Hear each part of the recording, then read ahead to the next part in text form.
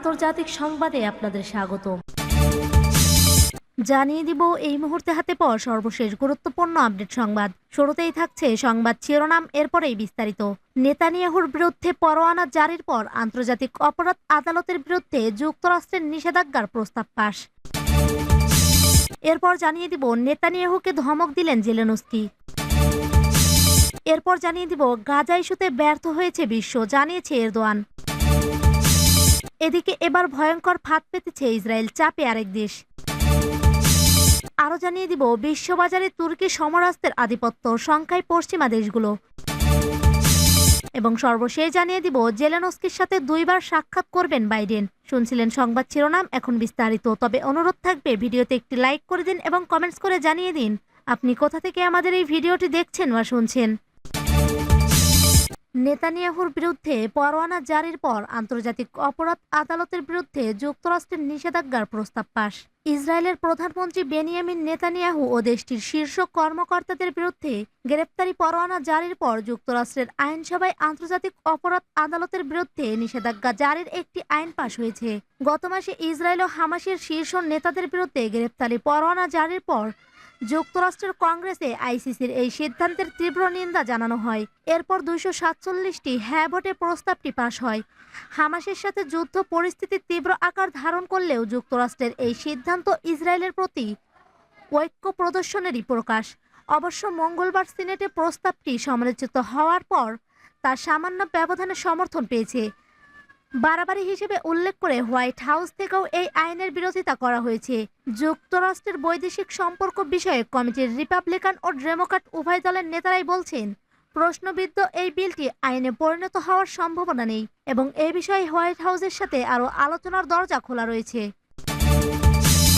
নেতানিয়াহুকে ধমক দিলেন জেলেনস্কি। স্বার্থে আঘাত লাগলে মানুষ সহজেই বদলে যায়। একসময় বেনিয়ামিন নেতানিয়াহু ও ভলোদিমির জেলেনস্কির খুব মাখামাখি ছিল, কিন্তু স্বার্থের টান পড়ায় নেতানিয়াহু প্রশাসনকে ধমকের সুরে কথা বলেছিলেন জেলেনস্কি। ইউক্রেন রুশ হামলার পর ইসরায়েলের সমর্থন পেয়েছিল কিয়েভ। আবার গেল অক্টোবর গাজায় অভিযান শুরুর পর ইসরায়েলের প্রতি আকুণ্ঠ সমর্থন ব্যক্ত করে ইউক্রেন, কিন্তু কয়েক মাসের ব্যবধানে সেই জেলেনস্কি এখন গাজার জন্য মায়াকান্না করছেন।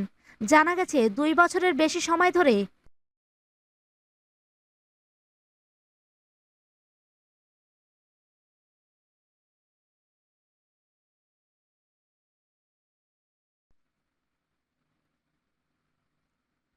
রাশিয়ার হাতে মার খাচ্ছে ইউক্রেন। দেশটিকে অনাকাঙ্ক্ষিত যুদ্ধের দিকে ঠেলে দিয়ে অনেকটা নীরব দর্শকের ভূমিকায় পশ্চিমা বিশ্ব। তাই জেলেনস্কি দেশে দেশে ঘুরে ঘুরে ইউক্রেনের পক্ষে সমর্থন আদায়ের চেষ্টা চালাচ্ছেন। এ লক্ষ্যে সুইজারল্যান্ডে ইউক্রেনের জন্য শান্তি সম্মেলনের আয়োজন করা হয়েছে। গাজা ইস্যুতে ব্যর্থ হয়েছে বিশ্ব, জানিয়েছে এরদোয়ান। গাজা উপত্যকায় ইসরায়েল শুধু শিশু হত্যাই করছে না, তারা মানবতাকেও ছিন্ন ভিন্ন করছে বলে মন্তব্য করেছেন তুরস্কের president Recep Tayyip Erdogan. Gaza ইস্যুতে বিশ্ব মানবতা ব্যর্থ হয়েছে বলেও মনে করেন তিনি। খবর ডেইলি সাবাহর। মঙ্গলবার অগ্রাসনের শিকার নিরীহ শিশুদের আন্তর্জাতিক দিবসে গাজায় ঝুঁকিতে থাকা শিশুদের রক্ষা করতে জাতিসংঘকে কার্যকরী পদক্ষেপ নিতে আহ্বান জানিয়ে এমন মন্তব্য করেন তিনি। গাজায় ইসরায়েলি গণহত্যা বন্ধের ওপর জোর দিয়ে বিশেষ এই দিবসে দেয়া বার্তায় এরদোগান বলেন, মাসের পর মাস গাজায় নিরীহ শিশুদের গণহত্যা চালানো হচ্ছে। এর বিরুদ্ধে জাতিসংঘকে কার্যকরী পদক্ষেপ নিতে আহ্বান জানায়। বার্তায় জাতিসংঘ নিরাপত্তা পরিষদের 5 সদস্যের দিকে ইঙ্গিত করে এরদোগান যোগ করেন, বিশ্ব কিন্তু 5-এর মধ্যে সীমাবদ্ধ নয়। অগ্রাসনের শিকার নিরীহ শিশুদের আন্তর্জাতিক দিবসে ইসরায়েলি অগ্রাসনে নিহত হাজার শিশুদের স্মরণ করে এরদোগান বলেন, এই বিশেষ দিবসে আমি দুঃখ ভরা ক্লান্ত হৃদয়ে স্মরণ করেছি 7 অক্টোবর থেকে এখন পর্যন্ত গাজায় প্রাণ হারানো সেই 15,000 শিশুর কথা, যাদের বর্বরভাবে হত্যা করা হয়েছে। এবার ভয়ঙ্কর ফাঁদ পেতেছে ইসরায়েল, চাপে আরেক দেশ। দিন যত গড়াচ্ছে গাজা যুদ্ধ নিয়ে মধ্যপ্রাচ্যের অস্থিতিশীলতার মাত্রা আরও বাড়ছে। বিশেষ করে মিশর সীমান্তবর্তী রাফা শহরে ইসরায়েলি সেনাদের হামলাকে কেন্দ্র করে সংঘাত আঞ্চলিক আকারে রূপ নেওয়ার সংখ্যা বহুগুণে বাড়ছে। এর মধ্যে ইসরায়েলি সেনাদের বিরুদ্ধে সামরিক পদক্ষেপ নেওয়ার হুঁশিয়ারি দিয়েছে আরব দেশ ও মিশর। তারপরে অস্থিতিশীল উত্তর সীমান্ত থেকে পূর্ণমাত্রার যুদ্ধের হুঁশিয়ারি পেল ইসরায়েল। আর পেছনে কলকাঠি নাড়ছে ইরান। জানা গেছে গাজার স্বাধীনতাকামী যোদ্ধাদের সঙ্গে তাল মিলিয়ে এবার ইসরায়েলি বাহিনীর বিরুদ্ধে পূর্ণমাত্রার যুদ্ধের হুঁশিয়ারি দিয়েছে লেবাননের সশস্ত্র গোষ্ঠী হিজবুল্লাহ। যদিও গাজা যুদ্ধকে আঞ্চলিক যুদ্ধের রূপ দিতে নিজেদের কোনো ইচ্ছা নেই বলে জানিয়েছিল ইরানপন্থী এ গোষ্ঠীটি, তবে ইসরায়েল যদি তাদের ওপর যুদ্ধ চাপিয়ে দেয় তবে কোনো ছাড় দেবে না লেবাননের গোষ্ঠীটি।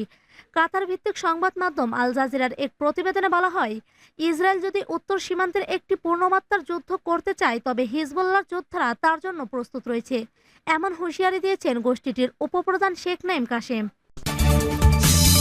বিশ্ববাজারে তুর্কি সমরাস্ত্রের আধিপত্য শঙ্কায় পশ্চিমা দেশগুলো। যুদ্ধ হলেই বাড়ে অস্ত্রের বাজার, সেই সুযোগ নিতে মরিয়া হয়ে থাকে পরশক্তিগুলো। এতদিন এই বাজারে যুক্তরাষ্ট্র, চীন, রাশিয়া, ফ্রান্স ও যুক্তরাজ্যের মতো শক্তিশালী দেশগুলোর আধিপত্য থাকলেও ক্রমেই তা ফিকে হয়ে আসছে। মূলত উচ্চমূল্য ও প্রযুক্তিগত জটিলতার কারণে অনেক দেশই নিজেদের প্রতিরক্ষা খাতে সহজলভ্য সমরাস্ত্রের যোগান দিতে মরিয়া। আর সেই সুযোগকে ভালোভাবে কাজে লাগিয়েছে তুরস্ক। তুর্কি সংবাদ মাধ্যম ডেইলি সাবার এক প্রতিবেদনে বলা হয়, গেল মাসে তুরস্কের মাসিক সমরাস্ত্র রপ্তানির রেকর্ড 876 মিলিয়ন মার্কিন ডলার বা 2826 কোটি তার্কিশ লিরার সমপরিমাণ স্পর্শ করেছে। তার্কিশ প্রেসিডেন্সি অফ ডিফেন্স ইন্ডাস্ট্রিজের সভাপতি হালুক গরগুন এমন তথ্য দিয়েছেন। তুর্কি এক কর্মকর্তা জানান, তুরস্ক উচ্চ প্রযুক্তির প্রতিরক্ষা রপ্তানি খাতে শুধু স্থিতিশীলতাই অর্জন করছে না, বরং প্রতি কেজি সরঞ্জামের মূল্য রেকর্ড $65 বেশি ছাড়িয়েছে। চলতি বছরের জানুয়ারি থেকে মে মাস পর্যন্ত তার্কিক ডিফেন্স অ্যান্ড অ্যারোস্পেস ইন্ডাস্ট্রিজের রপ্তানি গেল বছরের একই সময়ের তুলনায় 9% বেড়েছে। এ সময় তুরস্কের অস্ত্র রপ্তানি থেকে মোট আয় হয়েছে $2.21 বিলিয়ন। জেলেনস্কির সাথে 2বার সাক্ষাৎ করবেন বাইডেন। সুইজারল্যান্ডে ইউক্রেন শান্তি সম্মেলনে যোগ না দিলেও মার্কিন প্রেসিডেন্ট বাইডেন ফ্রান্স ও ইতালিতে জেলেনস্কির সাথে সাক্ষাৎ করছেন। এদিকে রাশিয়ার ভূখণ্ডে মার্কিন অস্ত্র প্রয়োগের প্রথম ঘটনার কথা জানা যাচ্ছে।